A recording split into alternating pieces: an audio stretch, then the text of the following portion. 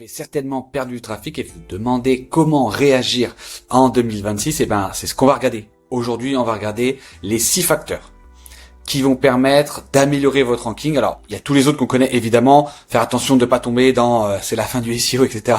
Pas du tout. C'est juste que là, on va compiler les meilleures pratiques dans 6 facteurs à travailler pour cette année. Et on commence directement par le document ranking avec un superbe accent anglais. Globalement, qu'est-ce que c'est? Là-dessus, rien ne change. C'est absolument pas nouveau. Ce qui est important de comprendre aujourd'hui, c'est que le SEO classique se rapproche du travail des LLM. Rien de nouveau. C'est à peu près ce qui se faisait déjà avant. Avec un petit point quand même important sur EAT et notamment les 2 premiers E. Donc, expérience et expertise. C'est très important, c'est ce que Google attend. Et globalement, qu'est-ce que ça veut dire? C'est des tests perso, des avis clients, des cas pratiques. En fait, c'est montrer à Google que ce que vous avez écrit, vous l'avez vraiment vécu, vous avez vraiment de l'expertise et que vous n'êtes pas une IA qui a simplement pondu un prompt. Voilà. Ça, c'est hyper important juste de le comprendre. Globalement, autorité et confiance, c'est important également en EAT. Mais si vous deviez retenir seulement 2 critères à travailler sur chacun de vos articles, c'est vraiment les 2 premiers E. Voilà. Ensuite, classique, avoir bien les mots-clés positionnés sur TH1, sur les meta-titles, etc.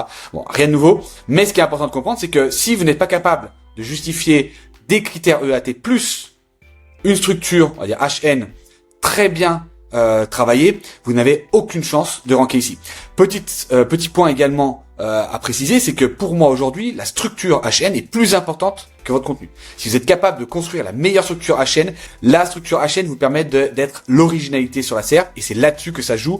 Typiquement, moi aujourd'hui, je passe à peu près 45 minutes, ça dépend des thématiques, mais pour vous donner une idée, je passe à peu près 45 minutes à construire ma structure HN. Pour rappel, il n'y a pas très longtemps, ça prenait quelques minutes il y a quelques années, parce que le but il y a quelques années c'était de faire du bon contenu. Aujourd'hui, faire du bon contenu ne suffit absolument pas. Il faut avoir la meilleure structure HN possible et arrêter évidemment de copier ce qui se fait déjà sur les premiers résultats. Vous n'avez aucun intérêt à faire ça. Voilà. Et donc en fait, le but de cette première phase pour les IA et pour les SEO plus tard, globalement, c'est qu'ils vont prendre un corpus de 50 URL, 50 sites, et ensuite ils vont pouvoir citer des passages. Mais tant que vous n'apparaissez pas ici, vous n'avez aucune raison d'être ici. Voilà. Donc c'est pour ça que cette première partie qui paraît assez simple, qui n'est pas tant que ça. Être ultra expert sur le choix des mots-clés et ultra expert dans la qualité du contenu. La construction des pages, etc. Voilà. On pourrait rajouter calculateur, etc. pour l'expérience, l'engagement également sur les pages. Ça, c'est hyper important. Voilà. Facteur numéro 2, c'est le passage ranking. Alors, globalement, qu'est-ce que c'est? C'est lorsque vous avez construit la meilleure structure HN. Ce qui est attendu par les bots, c'est d'avoir le meilleur contenu dans ces HN. Et qu'est-ce que ça veut dire? Ça va être avoir un contenu ultra dense, avoir un contenu ultra concis et avoir la meilleure sémantique possible. Voilà. Globalement, si on dit que votre premier H2 fait 500 mots, il faudrait au moins qu'il y ait 200 mots parfaitement rédigés, denses, etc., sans envolée lyrique, etc., pour en fait montrer à Google, montrer au LLM que vous avez parfaitement maîtrisé le point que vous êtes en train d'aborder dans votre H2. En fait, ça évite de faire avant d'essayer de combler par un nombre de mots énorme. Là, ce qui est important, c'est pas du tout le nombre de mots, c'est la densité d'informations, voilà, par phrase. Donc ça, c'est hyper important de le comprendre. C'est ce qui est attendu par les LLM aujourd'hui. Donc voilà, densité sémantique, réponse directe, évitez de tourner autour du pot, notamment quand vous faites votre construction.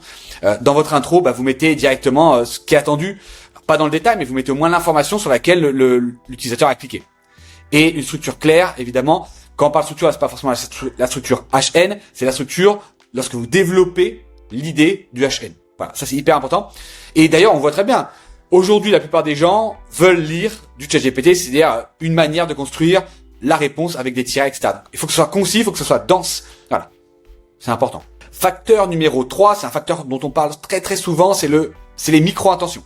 Les micro-intentions, globalement, c'est vous avez votre mot-clé principal et ce sont tous, par exemple sur Consultant SEO, ce sont tous les mots-clés sémantiquement proches qui sont une aide à la décision finale. Voilà. Donc c'est un peu comme une longue traîne, mais un petit peu orienté business. Voilà. Et pour avoir une meilleure idée de comment construire nos micro-intentions, il existe un score RF. Voilà. Donc là, vous vous renseignerez un petit peu, mais en gros, c'est globalement une note qu'on met à chacun des mots-clés, donc chacune des pages. Et en fait, on cumule ce score-là. Il faut avoir la note la plus élevée possible pour faire remonter cette page principale. Lorsqu'on parle de score RF, on parle notamment de ce site-là. C'est un SEO turc. Il faut absolument que vous lisiez son site, c'est en anglais, mais vous pouvez traduire. Ce sont les meilleures sources aujourd'hui sur les vidéos inspirées également de ce second SEO turc. Ils sont très très bons. Et je vous conseille vraiment d'aller le suivre hein, sur Twitter. Voilà. Pour avoir plus d'infos sur tout ce qui se passe sur les LLM, sur le futur du SEO. On continue. Donc on était sur les facteurs numéro 3 qui étaient les micro-intentions. Facteur numéro 4.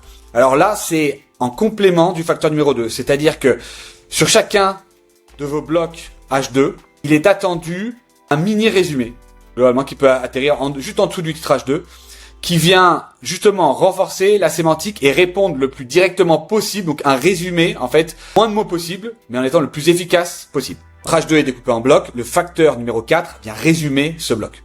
Voilà. Les IA ont moins de temps de crawl, ont moins de budget, donc globalement ce qu'ils veulent c'est la réponse la plus concise, rapide et accessible possible. Gardez bien ça en tête, je crois que vous rédigez votre contenu. Parce qu'aujourd'hui, on rédige pour les utilisateurs, mais également pour les IA.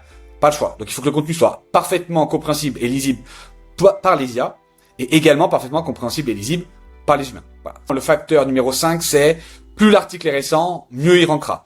Sur les mots-clés les plus compétitifs, si on prend les 20 mots-clés les plus compétitifs, il n'y a aucune page qui ne soit pas de 2025. Voilà. Donc ça, c'est important de le comprendre. Que c'est vraiment un facteur ultra important. Donc, il s'agit pas simplement de mettre une date. Il s'agit de mettre à jour vos meilleures pages, lister vos 20, 30 meilleures pages, et que ces pages soient à jour tous les 3 à 6 mois. Le facteur numéro 6, celui-ci est très intéressant. Donc, celui-ci, il est peu cité pour le coup, mais en fait, c'est le sentiment vis-à-vis de la requête. On prend un exemple. Tout le monde pense que le dernier iPhone est ultra cher. Vous, en tant que rédacteur, vous devez le savoir, que votre persona pense que l'iPhone est ultra cher. Donc, quand vous rédigez votre page sur le nouvel iPhone, il faut évidemment prendre en compte ce sentiment d'utilisateur et expliquer, justifier le prix de votre produit. Voilà. Donc là, on parle d'un iPhone, ça peut être pour des services, ça peut être pour absolument tout. C'est pas forcément un sentiment par rapport à un prix, ça peut être une méfiance par rapport à une pratique, ça peut être voilà. Vous devez justifier, rassurer l'utilisateur sans mentir, sans manipuler et en apportant des faits. Voilà, ça c'est ultra important. Donc on vient de voir les 6 facteurs qui vont vous permettre d'ultra performer en 2026 et certainement plus tard, parce qu'en fait là c'est vraiment voilà la pierre angulaire de ce qui va se passer dans le SEO plus tard. On le voit bien, Google se prépare à passer des 10 liens bleus à son IA mode, qui va être un chatbot hein, globalement. Voilà. Mais ce qui compte, c'est de faire de l'ultra qualité, ultra niché, ultra expert, et derrière d'aller évidemment aller attirer des signaux sociaux sur LinkedIn, YouTube, Reddit, parce que ça permet justement de ranker en SEO. Fusion, qui est un outil qui justement vous permet, ce qu'on vient de voir ici, de repérer toutes vos micro-intentions et vos intentions business. On sait aujourd'hui que la manière dont on recherche les mots-clés, c'est quasiment obsolète par rapport à ce qui est demandé sur les IA et au futur du SEO. Donc il nous faut un outil qui permette justement de venir répondre à des requêtes qu'on n'arrive pas à trouver classiquement. J'en ferai une vidéo dédiée, je vous mets en lien l'outil que vous pouvez tester et je vous dis à très bientôt. God bless.